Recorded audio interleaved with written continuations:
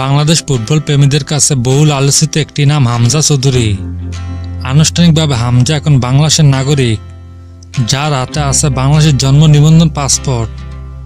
1997 সালে 1 অক্টোবর জন্ম নেওয়া 26 বছর বয়সী হামজা চৌধুরী ইংলিশ প্রিমিয়ার লিগের ক্লাব লেস্টার সিটির একজন নিয়মিত সদস্য। এখন হামজার মা রাফি একজন বাংলাদেশি এবং বাবা ক্যারিবিয়ান দ্বীপপুঞ্জের দেশ কানাডার নাগরিক। অবশ্যই হামজা জন্মের পর রাফি সেই সংসার আর টেকেনি। সৎ বাবা গোলাম মোর্শেদ চৌধুরীর কাছে আদর ও যত্নে বেড়ে উঠেছেন তিনি।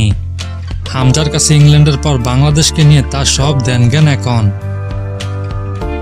ইংল্যান্ডের অনূর্ধ্ব 21 দলের হয়ে খেলা হামজা চৌধুরী হতে যাচ্ছেন ইউরোপের শীর্ষস্থানীয় কোনো ক্লাবে খেলা বাংলাদেশের, যিনি লাল সবুজের হয়ে প্রতিনিধিত্ব করতে যাচ্ছে।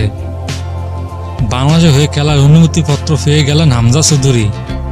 ফলে বাংলাদেশের জার্সিতে মাঠে নামতে আর কোনো বাধা থাকলো না হামজার। বহুল প্রতীক্ষিত ইংল্যান্ড এফের এনএসসি পেয়েছেন হামজা চৌধুরী। সব কাগজ এরই মধ্যে ফিফায় পাঠিয়েছেন বাফুফে। এখন শুধু ফেলার সিস্টার্স কমিটির অনুমোদনের অপেক্ষায়, যা এক প্রকার আনুষ্ঠানিকতা মাত্র। এদিকে হামজা চৌধুরী জানিয়েছেন খুব শীঘ্রই বাংলাদেশে দেখা যাবে তাকে, নিয়ে আসবেন তার মাকে। হামজার বিষয়ে তারেক কাজী বলেন, হামজা ভালো মানের ফুটবলার। সে প্রিমিয়ার লিগে খেলছে, চ্যাম্পিয়ন লিগে খেলছে, অনেক কঠিন লিগে সে খেলছে এবং আমি অবশ্যই সেই খেলোয়াড়কে চাইব যে দলকে সাহায্য করতে পারে।